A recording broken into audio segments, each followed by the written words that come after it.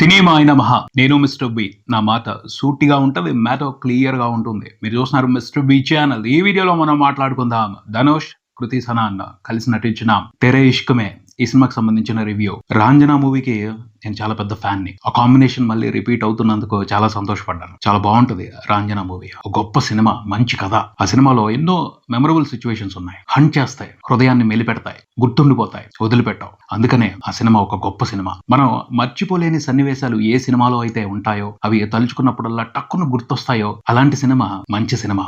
Anand L Roy మీద నాకు విపరీతమైన అభిమానాన్ని, గౌరవాన్ని పెంచిన సినిమా అది. అతను ఎన్ని సినిమాలు తీసినా, ఆ తర్వాత ఎన్ని ఫ్లాపులు తీసినా కూడా ఆ రెస్పెక్ట్ పోదు. అంత మంచి సినిమా అది. అతను అంత బాగా తీశారు. సో ఆయన మీద అభిమానం. ఆ పైన స్టాండ్ అలోన్ సీక్వెల్ టు రాంజనా అని పబ్లిసిటీ చేశారు ఈ సినిమాకి. అంటే ఏంటి, ఆ సినిమాలో ఉన్న ఎమోషన్ ఏదైతే ఉందో, ఇంటెన్సిటీ ఏదైతే ఉందో, ఏ రకమైన లవ్ రాంజనాలో చూసామో అదే మాదిరి లవ్ ఈ సినిమాలో కూడా ఉంటది. కాకపోతే కథ వేరు, నేపథ్యం వేరు, క్యారెక్టర్స్ వేరు. రాంజనా ఒక స్పెషల్ ఫిలిం. ఆ సినిమా ఇచ్చిన ఎక్స్పీరియన్స్ చాలా స్పెషల్. దాంతో కంపేర్ చేయొద్దు. ఆ సినిమా ఇన్స్పిరేషన్ ఉంది, ఆ సినిమాలో మాదిరి ఎమోషన్ ఉంది, కానీ ఆ సినిమాలో ఉన్నవి ఈ సినిమాలో కొన్ని లేవు.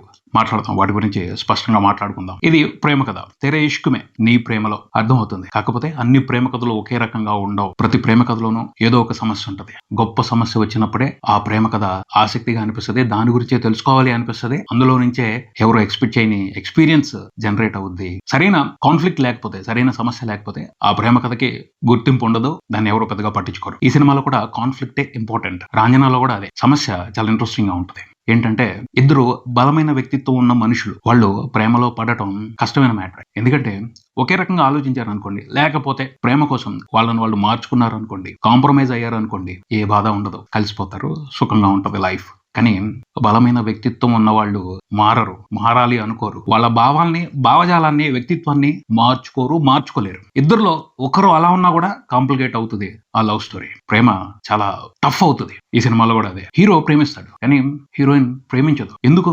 ఆవిడకి కొన్ని ప్రిన్సిపల్స్ ఉన్నాయి. ఆవిడ కొన్ని విషయాలను నమ్మింది. ఆవిడకి ప్రేమకు సంబంధించి, పెళ్లికి సంబంధించి, స్నేహానికి సంబంధించి స్పష్టమైన తేడాలు తెలుసు. వాటికి కట్టుబడి ఉంది. ప్రేమ అనేది కాంప్రమైజ్ కాదు, జాలితో జరగకూడదు అని తను నమ్ముద్ది. బట్ హీరో ఇంటెన్షన్ అది కాదు. ప్రేమించేస్తాడు. తనకు తెలిసిన పరిస్థితుల్లో, తనకు అర్థమైన వాతావరణంలో తను ప్రేమలో పడతాడు. రాంజనాలో కూడా దాదాపు ఇదే మాదిరి ఉంటది. కానీ రాంజనాకి ఈ సినిమాకి తేడా ఏమిటంటే, రాంజనా కథలో మలుపులు అద్భుతంగా ఉంటాయి, గొప్పగా ఉంటాయి. ఈ సినిమాలో మలుపులు రొటీన్ గా ఉన్నాయి, రెగ్యులర్ గా ఉన్నాయి, అంత ఇంప్రెసివ్ గా లేవు, అంత స్ట్రాంగ్ గా లేవు. ఆ సినిమాలోను ఈ సినిమాలోను ఒక విషయం మాత్రం కామన్ గా ఉంది. అదేమిటి అంటే strong emotions, super strong characters, బ్రహ్మాండమైన డ్రామా ఇవి ఉన్నాయి. పెర్ఫార్మెన్స్ లో రాంజనా కంటే ఈ సినిమాలో పెర్ఫార్మెన్స్ లో అదిరిపోయాయనే చెప్పాలి. స్కోప్ క్రియేట్ చేసి పెట్టారు పెర్ఫార్మ్ చేయడానికి. ధనుష్, కృతి సనన్ ఇద్దరు కూడా టెరిఫిక్ గా పెర్ఫార్మ్ చేశారనే చెప్పాలి. భలే సిచ్యువేషన్స్ పడ్డాయి. ఆ సిచ్యువేషన్స్ లో ఎవరి వీలుకు తగ్గట్టు వాళ్ళు, ఎవరి టాలెంట్ కు తగ్గట్టు వాళ్ళు, ఎవరి స్టామినాకి తగ్గట్టు వాళ్ళు బ్రహ్మాండంగా పెర్ఫార్మ్ చేశారు. రాంజనాకి ఈ సినిమాకి ఒక విషయం మాత్రం కామన్ కాదు. రాంజనా కంటే ఈ సినిమాలో కంప్లీట్ డామినేషన్ కనిపించింది ఒక విషయానికి సంబంధించి. అదేమిటి అంటే, సోనం కపూర్ ప్రయత్నించింది, కానీ ధనుషే హైలైట్ అయ్యాడు. ధనుషే కంప్లీట్ గా పెర్ఫార్మెన్స్ విషయంగా డామినేట్ చేశాడు. ఈ సినిమాలో ధనుష్ కి కృతి సనన్ సూపర్ గా పోటీ ఇచ్చింది. కొన్ని సందర్భాల్లో అతన్ని మించి పెర్ఫార్మ్ చేసింది. భలే అనిపించింది అది మాత్రం. అది అలా పోటాపోటీగా ఇద్దరు ఆర్టిస్టులు పెర్ఫార్మ్ చేస్తుంటే చూడముచ్చటగా ఉంటది. వండర్ఫుల్ ఎక్స్పీరియన్స్ క్రియేట్ అవుతుంది. ఆ ఎక్స్పీరియన్స్ ని సాలిడ్ గా ఎంజాయ్ చేయొచ్చు. ఈ సినిమాని చూసేప్పుడు టెరిఫిక్ గా యాక్ట్ చేశారు. ఏమాత్రం తగ్గల, ఎక్కడ తగ్గల. ఇద్దరు కూడా పోటీ పడి పెర్ఫార్మ్ చేశారు. అది బాగుంటది. దాన్ని బాగా ఎంజాయ్ చేస్తాం. ఆ ఎక్స్పీరియన్స్ సాలిడ్ ఉంటుంది. కృతి సనన్ ఒకనొక సిచ్యువేషన్ లో అర్జున్ రెడ్డిలా మారిపోద్ది, ఆ క్యారెక్టర్ లా మారిపోద్ది. ఆ సిచ్యువేషన్స్ లో ఆమె పెర్ఫార్మెన్స్ వండర్ఫుల్ అంతే. ధనుష్ సంగతి మనకి తెలిసిందే. మంచి సిచ్యువేషన్స్ పడినప్పుడు, అక్కడ బలమైన ఎమోషన్ క్రియేట్ అవ్వాల్సి వచ్చినప్పుడు రెచ్చిపోయి యాక్ట్ చేస్తాడు. అతను ఎంత రెచ్చిపోతుంటే దానికి తగ్గట్టు కృతి సనన్ కూడా పెర్ఫార్మ్ చేసింది. అది ఈ సినిమాకి హైలైట్ అని చెప్పాలి. ఆ విషయం మాత్రం డిసప్పాయింట్ చేయదు. మంచి ఎక్స్పీరియన్స్ వస్తుంది. థియేటర్కి వెళ్ళిన తర్వాత ఒక సాటిస్ఫాక్షన్ ఫీలింగ్ దేని మూలంగా వస్తుంది అంటే, పర్ఫార్మెన్స్ మూలంగా వస్తుంది. అంత బాగా చేశారు ఇద్దరు. తర్వాత ఇంకొక విషయం కూడా డిస్కస్ చేయాలి. Toxic situations, toxic characters, toxic emotions అని మాట్లాడుతుంది. ఇక్కడ క్వశ్చన్ అర్థం చేసుకోవాలి. మనుషులందరూ ఒకే రకంగా ఉండరు. ఒకే రకమైన పరిస్థితులు ఉండవు, ఒకే రకమైన మనస్తత్వాలు ఉండవు. రకరకాల అనుభవాల కారణంగా ప్రతి మనిషి ఒక్కో రకంగా తయారవుతాడు. అందరూ మంచివాళ్ళుగా, బుద్ధిమంతులుగా ఉంటే సమస్యలు ఎందుకు ఉంటాయి? అంతా సాఫీగానే ఉంటది కదా, అంతా హ్యాపీగానే ఉంటది కదా. ఒక మనిషి వ్యక్తిత్వం సరిగ్గా లేదు, అగ్రెసివ్ గా ఉన్నాడు, వైలెంట్ గా ఉన్నాడు అంటే అతను ప్రేమించకూడదు అనేవి లేదు కదా.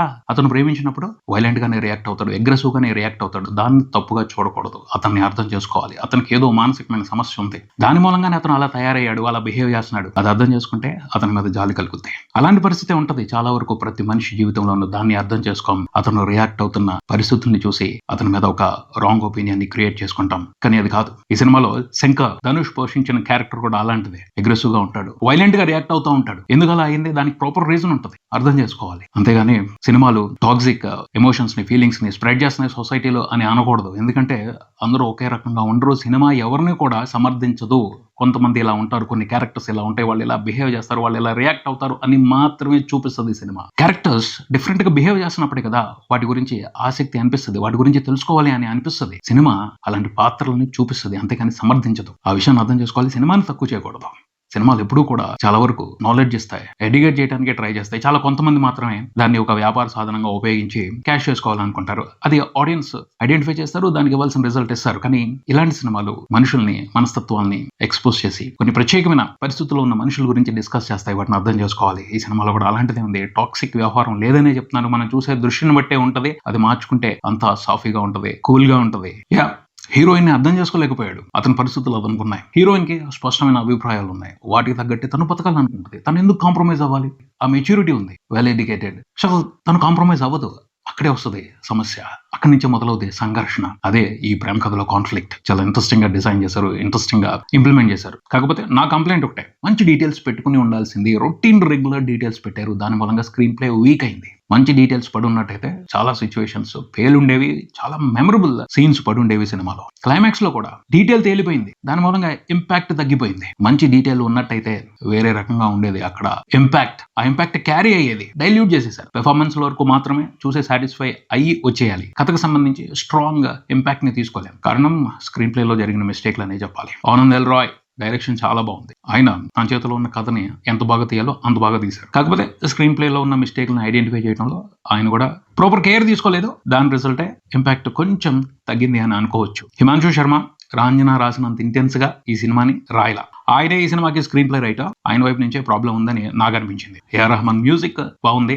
కొన్ని సిచ్యువేషన్స్ లో మంచిగా తన మ్యూజిక్ తో ఎలివేషన్ ఇచ్చారు, ఎమోషన్ కి ప్రాపర్ ఎలివేషన్ ఇచ్చారు. ప్రత్యేకంగా అయితే చెప్పేది ఒకటే, ఈ సినిమాని పెర్ఫార్మెన్స్ కోసం చూడాలి. ది బెస్ట్ ఎక్స్పీరియన్స్ ఉంటుంది. మిగతా విషయాల గురించి కొంచెం లో ఎక్స్పెక్టేషన్స్ తో వెళ్తేనే బాగుంటుంది. ఓవరాల్ గా అయితే డిసప్పాయింట్ చేసే సినిమా కాదు, ఖచ్చితంగా ఒక స్పెషల్ ఎక్స్పీరియన్స్ ఇస్తుంది. ఎటువంటి ఎక్స్పెక్టేషన్స్ లేకుండా ఒక మంచి ఎక్స్పీరియన్స్ ని తీసుకోవడం కోసం వెళ్తే మాత్రం ఖచ్చితంగా సాటిస్ఫాక్షన్ ఉంటుంది. హీరోయిన్ పర్ఫార్మెన్స్ అనే కాదు, ప్రకాష్ రాజ్ గారి పర్ఫార్మెన్స్ కూడా బాగుంటుంది ఈ సినిమాలో. ఆయన క్యారెక్టర్ చాలా ఇంట్రెస్టింగ్ గా ఉంటుంది. ఆయనకి సంబంధించి ఒక సీన్ ఉంటుంది, గుండెల్ని పిండేస్తుంది. చాలా బాగా చేశారు ఆ సన్నివేశంలో ప్రకాష్ రాజ్ గారు. ఓవరాల్ గా చూసుకుంటే మాత్రం సాటిస్ఫాక్షన్ ఎక్స్పీరియన్స్ ఏ ఉంటుంది. ఒక మంచి సినిమా చూసామన్న ఫీలింగ్ ఏ ఉంటుంది. అవకాశం ఉంటే చూడండి. డిఫరెంట్ లవ్ స్టోరీస్ కోరుకునే వాళ్ళు, స్ట్రాంగ్ పర్ఫార్మెన్స్ కోరుకునే వాళ్ళు ఈ సినిమాని మిస్ అవ్వకుండా చూడొచ్చు. మంచి ఎక్స్పీరియన్స్ ఉంటుంది. ఇది ఇక్కడికి మరో వీడియోతో మళ్ళీ కలుద్దాం. ఈ వీడియో మీకు నచ్చితే లైక్ చేయండి, మీ ఫ్రెండ్స్ తో షేర్ చేసుకోండి, మీ అభిప్రాయాన్ని కామెంట్ చేయండి, ఈ ఛానల్ ని సబ్స్క్రైబ్ చేయండి. నేను Mister B, keep watching Mister B channel. Thank you.